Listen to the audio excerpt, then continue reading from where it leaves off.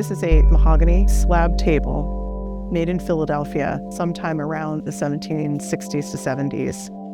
It is truly an icon and an artwork that most decorative art scholars, especially furniture historians, will study very carefully, largely because of its design, the degree of craftsmanship, and its connection with this very prominent Philadelphia family. It's part of this larger suite that came from the Cadwalader family in Philadelphia. John and Elizabeth were the power couple of 18th century Philadelphia. Obviously someone that had the means to commission this type of work and acquire a slab of marble was doing quite well in the time period. Often these types of tables would have been used in a service sense, so very much like a sideboard in terms of dining or entertaining. So large punch bowls or perhaps hot dishes would have been laid out on them. So when the table came to us in 1918, there were a number of spots that had actually broken off. In the front, there were two sections where there were missing pieces. These sections have not been repaired, but we can tell that there is evidence of, carved components where they attached. We're kind of curious about those and what we can learn about what it originally looked like and if it could be repaired or brought back to its original appearance. I am Marijn Manuels. I work as a furniture conservator in object conservation, focusing mostly on American furniture and interiors. It is a misconception that all we do is woodwork, and it's actually a very small part of what we do. It becomes more and more rare that we complete entire elements of any piece of furniture. Over the past several decades, I think the preference has mostly been to preserve the history, show the history, whether it's a worn finish or a broken off element.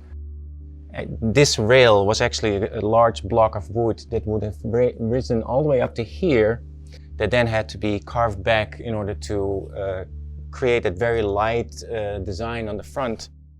At this point in time, the designs become so extreme in their freedom and their free-flowingness and their organic features that it really starts to stretch the abilities of the material itself. And that's where we come into these pierced elements. So this would have been one solid piece of wood, and then the carver needs to shape all these elements and then cut out this pierced section. And as he is working and removing material, it becomes weaker and weaker. So it takes some skill to create this without breaking it in the process. As almost all furniture, this is a piece to be used. So a lot of activity around it. Could have been the knee of a servant that knocked off the first scroll. Kids are around, the piece gets moved over time. Something like this element would have broken off quite quickly because this is a weak spot. And the fact that we actually have this as an original element is quite special.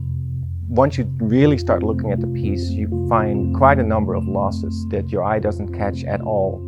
But the big question was, do we want to complete some of the decoration that would have been below the front rail? Because that's the focus of the piece.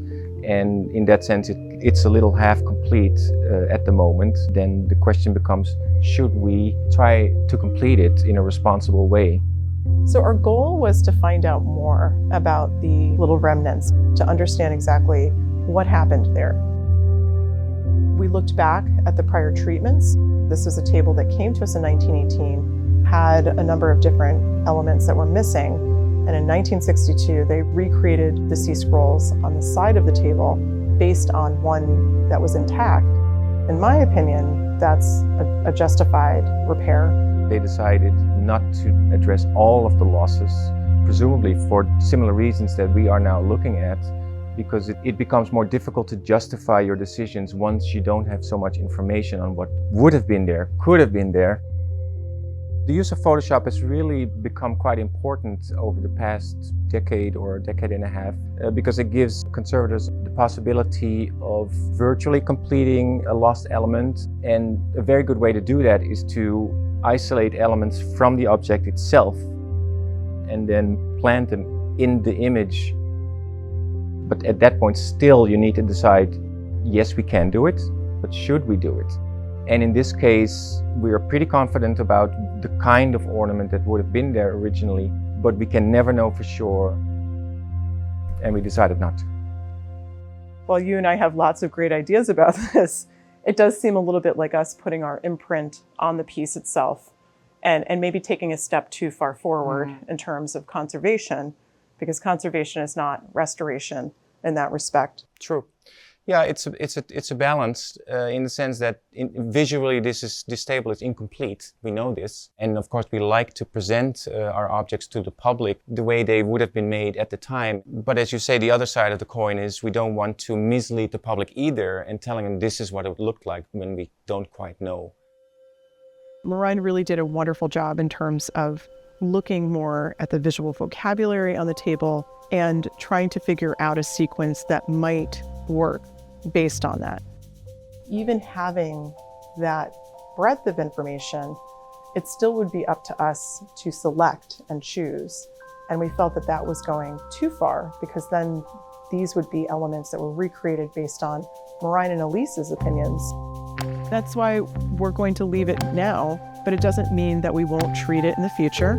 It means that for now, with the information we have, we don't feel it's justified to recreate these elements.